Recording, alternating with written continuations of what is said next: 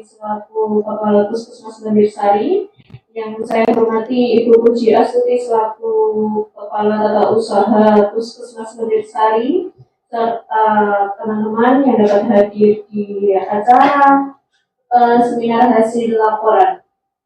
Izin perkenalan, saya di sini Nova Ayu sebagai moderator dalam acara seminar hasil laporan orientasi pengenalan nilai dan etika pada instansi pemerintah bagi P3K di lingkungan pemerintah Kota Surakarta. Pertama-tama sebelum acara kita mulai, marilah lebih baiknya kita berdoa menurut kepercayaan dan keyakinan masing-masing. Berdoa dimulai.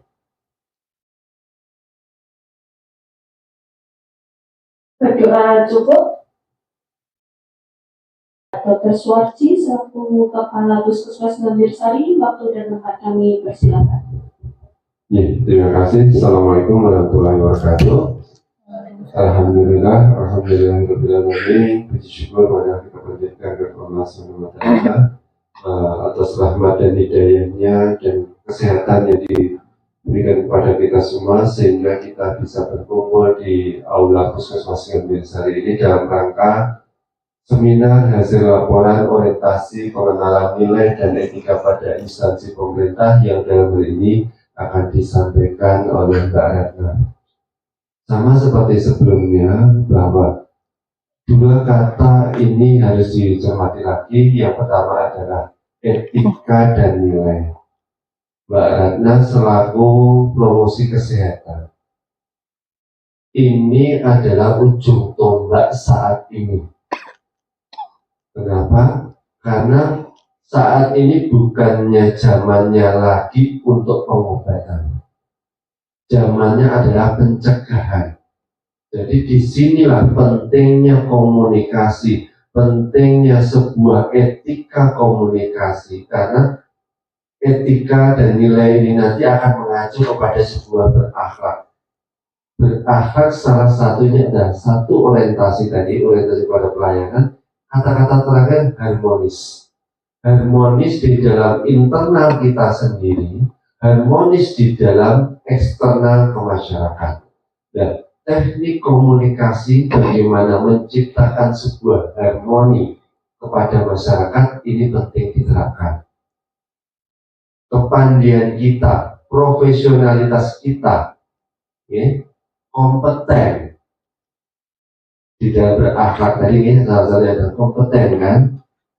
Kemampuan profesionalitas kita harus kita tunjukkan bagaimana akulah sebagai seorang prokes yang bisa menjaga harmoni, yang bisa memberikan sebuah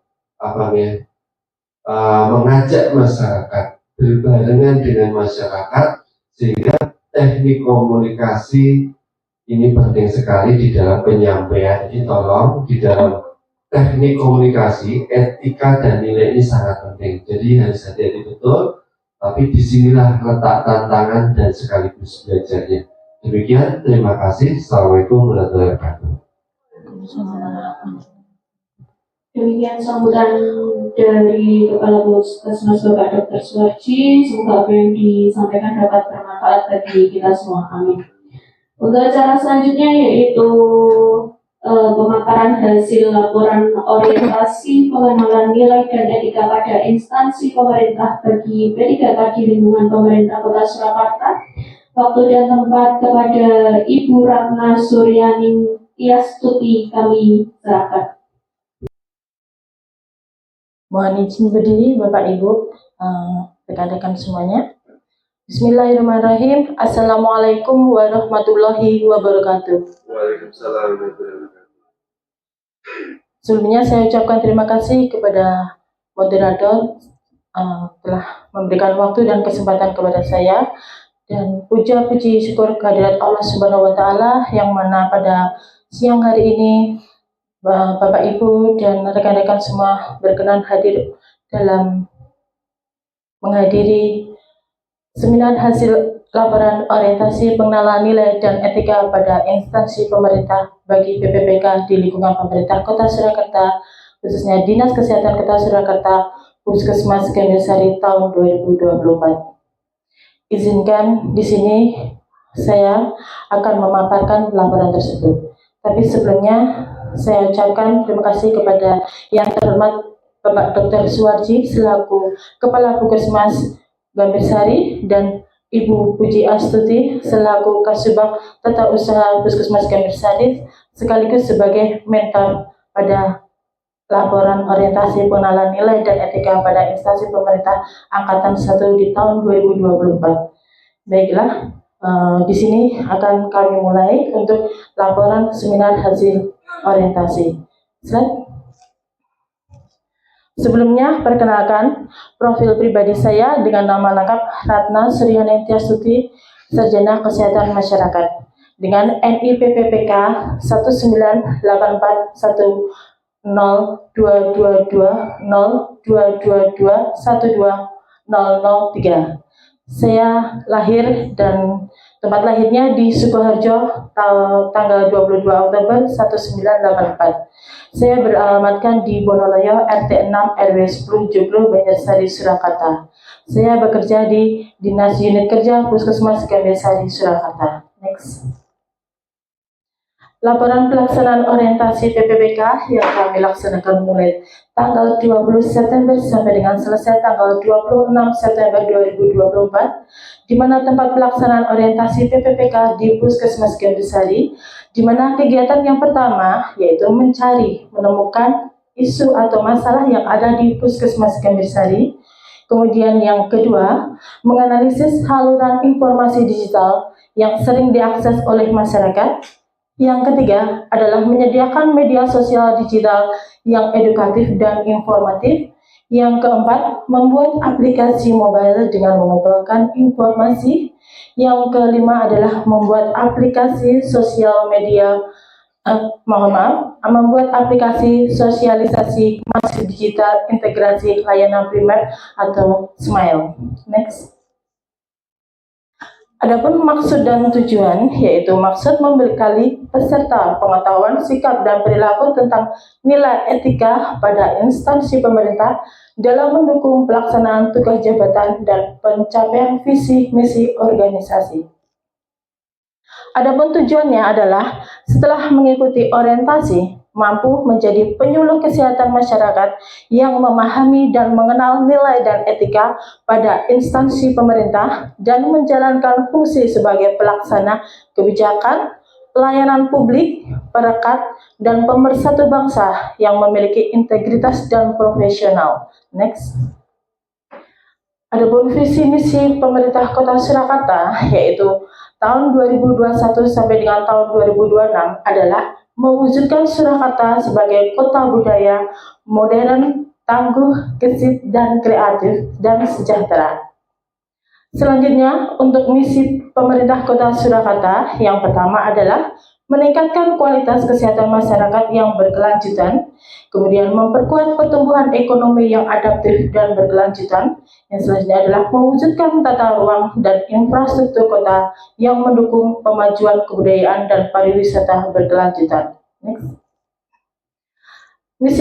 Misi pemerintah Kota Surakarta yang selanjutnya adalah meningkatkan kualitas dan daya saing pemuda dan masyarakat umum di bidang pendidikan, ekonomi, seni budaya, dan olahraga, kemudian mengembangkan tata kelola pemerintah dan pelayanan publik yang gesit dan kolaboratif berlandaskan semangat gotong royong dan kebinekaan, serta mewujudkan kemakmuran dan kesejahteraan bersama warga kota dan yang berkeadilan dan inklusif, dan mewujudkan daerah yang kondusif dan kerukunan antar umat beragama dalam tata kehidupan bermasyarakat yang saling menghormati.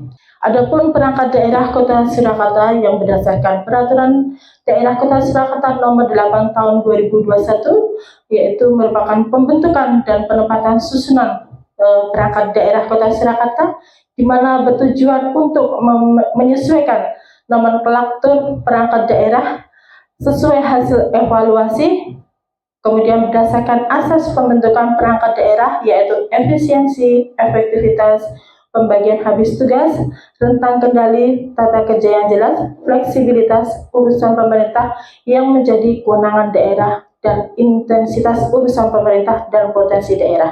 Adapun struktur bagian perangkat daerah Kota Surakarta bisa lihat di slide tersebut. Selanjutnya, adapun visi Dinas Kesehatan sendiri yaitu mewujudkan Surakarta sebagai kota budaya yang modern, tangguh, kreatif, serta sejahtera.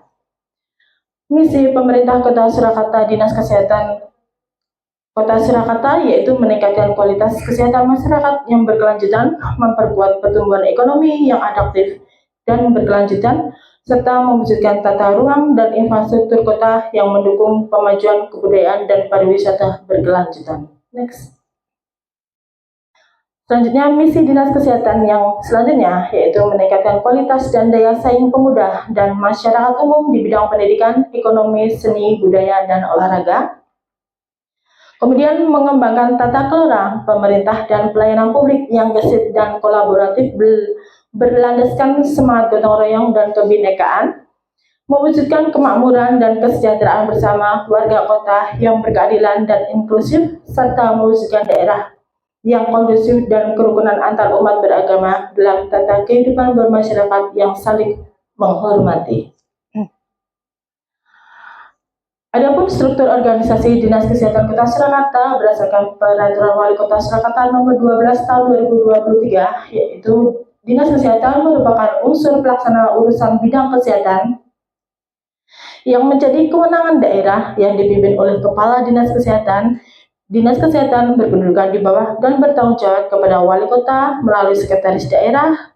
Kemudian ada susunan organisasi Dinas Kesehatan terdiri dari pertama ada Kepala Dinas, yang kedua adalah Sekretaris, yang ketiga adalah Bidang Kesehatan Masyarakat, yang keempat Bidang Pencegahan dan Pengendalian Penyakit, yang kelima Bidang Pelayanan Kesehatan, yang keenam Bidang Sumber Daya Kesehatan, yang ketujuh UPTD, yang kedelapan UOBK, yang ke-9 UPBF, dan kelompok jabatan fungsional. Adapun strukturnya ada di slide seperti ini, bisa dilihat. Selanjutnya, visi misi Puskesmas Gambir-Sari. Visi misi Puskesmas Gambir-Sari adalah waras sebagai gaya hidup. Adapun misi Puskesmas Gambir-Sari yang pertama, memberikan pelayanan kesehatan secara profesional, mendorong terwujudnya masyarakat berparadigma sehat, aktif berinovasi melindungi kesehatan masyarakat.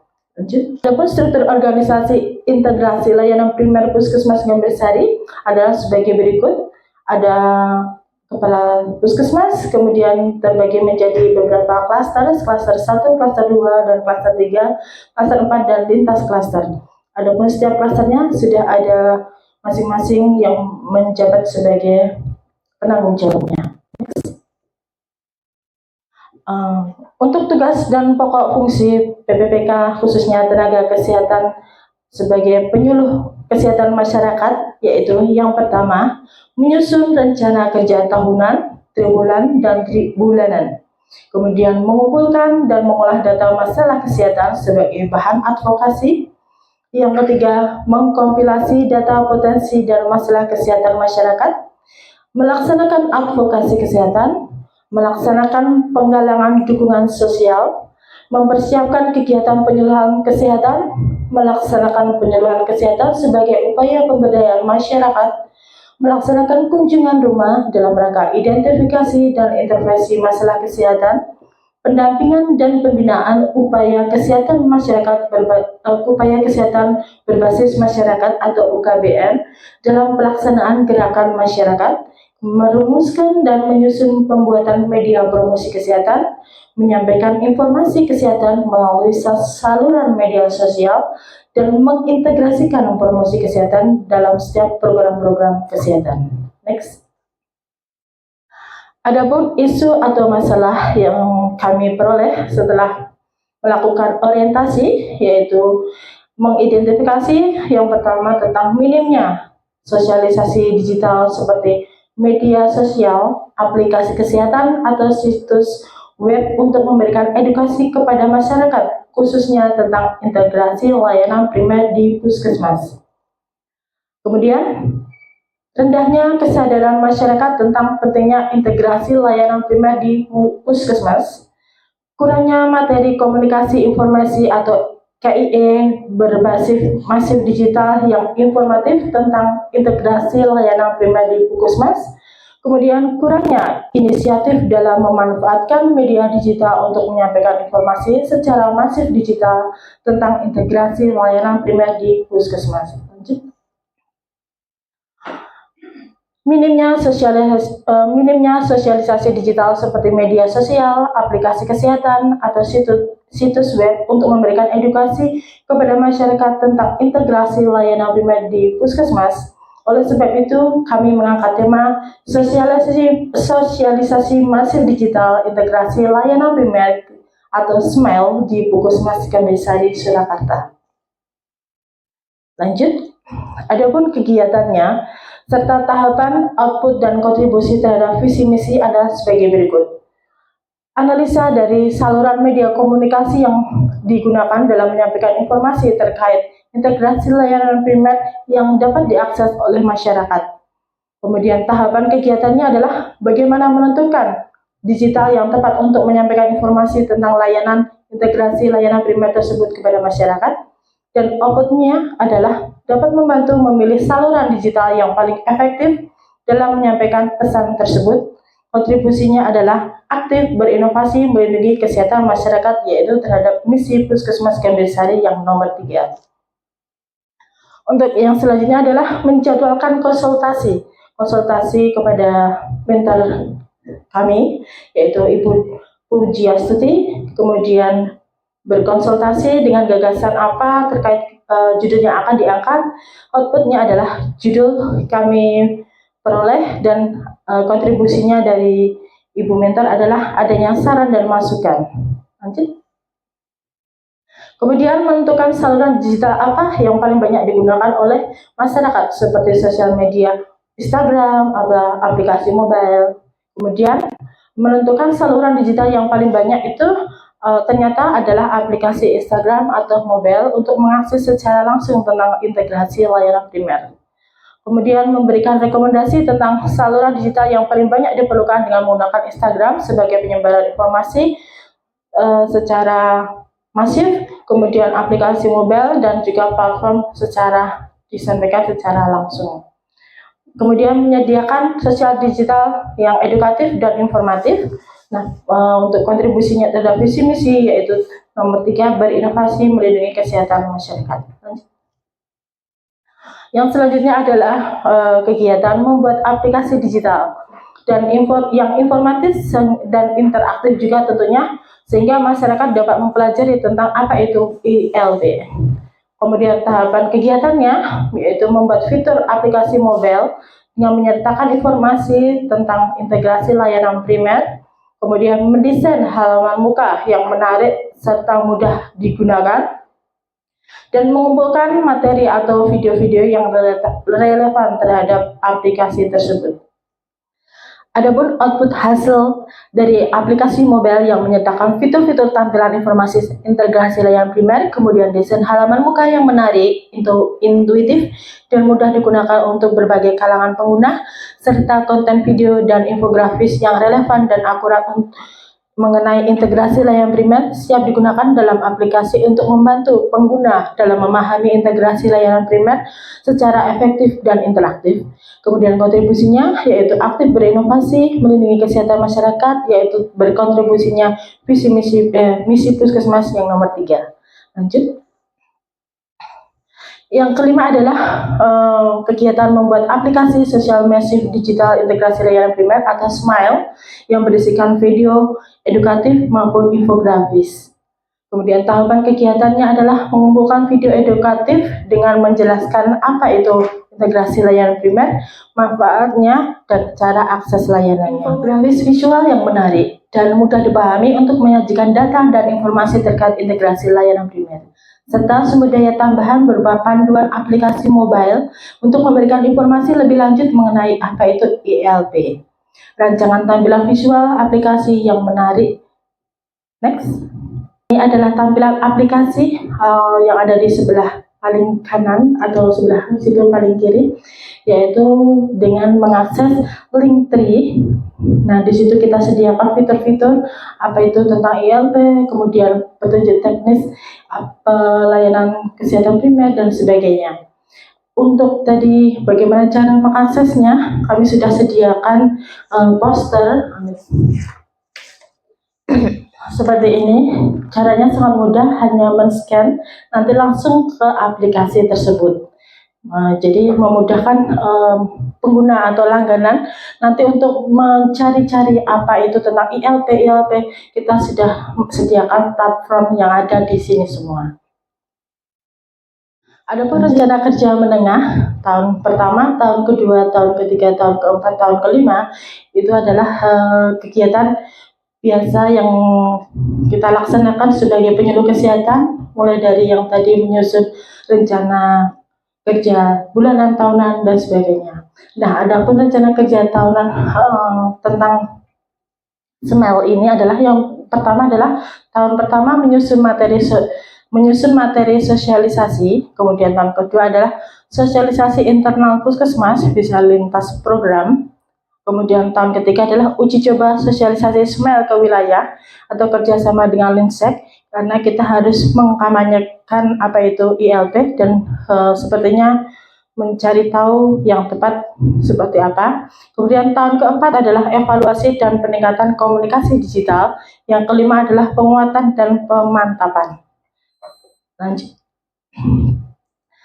Dari sini kesimpulan untuk laporan kami, laporan saya yaitu orientasi pengenalan nilai dan etika bagi pegawai, pemerintah dan perjanjian kerja bertujuan untuk membekali peserta dengan pengetahuan, sikap, dan perilaku tentang nilai dan etika pada instansi pemerintah dalam mendukung pelaksanaan tugas jabatannya dan pencapaian visi misi organisasi, sehingga dalam mengikuti orientasi PPPK ini bisa menerapkan nilai berakhlak pada instansi tempat bekerja, khususnya di Puskesmas Gambir-Sari, Kota Surakarta. Demikian tadi paparan dari hasil orientasi untuk pelaksanaan pengenalan nilai dan etika pada instansi pemerintah Kota Surakarta tahap 1 kami laksanakan. Terima kasih, kurang dan lebihnya mohon maaf. Saran dan masukan dari Bapak Ibu semua kami harapkan untuk perbaikan ke depannya. Akhir kata dari saya, dan kurang lebihnya saya mohon maaf. Waktu dan tempat kami kembalikan kepada moderator.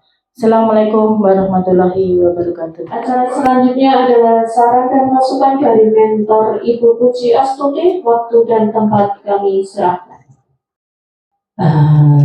Bagus sekali untuk paparan siang hari ini pada Mbak Natuna, pegawai baru ASN khususnya, di mana Mbak Ratna sebagai prokes ya, untuk berakhlak perlu kita tekankan karena berhubungan dengan masyarakat baik.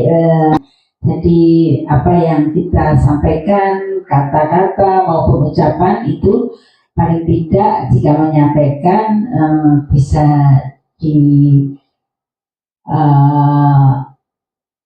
pegang teguh untuk berakhlak itu ya Mbak Rana, karena penyuluh itu sebagai media informasi yang pertama sangat dibutuhkan sekali di era sekarang ini. Informasi itu bisa menekan misalnya ada kabar yang ini hoax atau ini yang benar, itu bisa disampaikan. Itu tugas pokoknya Mbak Ratna ya. Jadi khususnya kesehatan kalau di sini karena kita bernaung di kesehatan. Jadi Mbak Ratna untuk menyampaikan apa-apa yang isu yang ada sekarang ini tentang informasi baru atau program-program baru atau informasi dari pusat yang harus disampaikan ke masyarakat, tentunya harus sedemikian rupa, maksudnya harus sebenar-benarnya. Katanya ini tidak. Jadi Mbak Ratna sebagai prokes tugasnya untuk menyampaikan informasi itu sebenar-benarnya. Adapun tadi sudah disebutkan untuk medsos itu banyak ya, tapi yang sering kita gunakan di Puskesmas Gambir-Sari itu bisa lewat web sama Instagram ya yang terbanyak ya. Jadi itu media kita, di samping itu bisa dibagikan di setiap pelayanan atau waktu kita siaran keliling. Tadi untuk inovasinya, Mbak Ratna, tolong ini ya untuk tahun pertama, kedua dan sampai kelima. Untuk sebelum kita uji coba ke masyarakat, pastinya kita sosialisasi dulu ya. Jadi kita semua pegawai puskesmas Gambir Sari sebisa mungkin paham. Jadi kita ditanya ke masyarakat itu tidak ada yang beda, maksudnya dari Mbak Ratna itu bagaimana yang harus disampaikan, nanti disosialisasikan juga sama, jadi satu kata. Yang kedua, nanti yang di tahun keempat itu evaluasi penting Mbak Ratna, karena kalau dievaluasi nanti di tahun keempat itu bisa kita evaluasi. Yang kelima, kalau sudah semuanya mapan, insya Allah penguatan dan pemantapan pasti ke masyarakat kedepannya pasti baik atau informasi itu tersalur dengan benar. Saya kira itu baik sekali. Ini inovasinya kedepannya itu bagi masyarakat informasi yang benar. Saya kira itu masukan dari saya, saran dari saya untuk inovasi bisa dilaksanakan dengan sebaik saya. Aplaus untuk Mbak Ratna. Terima kasih. Waktu saya kembalikan ke moderator. Kita telah sampai di penghujung acara sore hari ini. Terima kasih kepada Ibu Ratna atas paparan hasil, kepada Bapak Dr. Suwarji, Ibu Mentor Ibu Puji Astuti, serta audiens yang dapat hadir dalam kesempatan sore hari ini. Semoga apa yang telah disampaikan dapat bermanfaat, dan untuk saran dan masukan dari Ibu Puji semoga dapat menjadi masukan untuk Mbak Ratna pribadi ataupun kepada kita semua. Saya tutup acara sore hari ini. Terima kasih. Wassalamualaikum warahmatullahi wabarakatuh. Waalaikumsalam warahmatullahi wabarakatuh. Mbak Wati. Ya. Ya.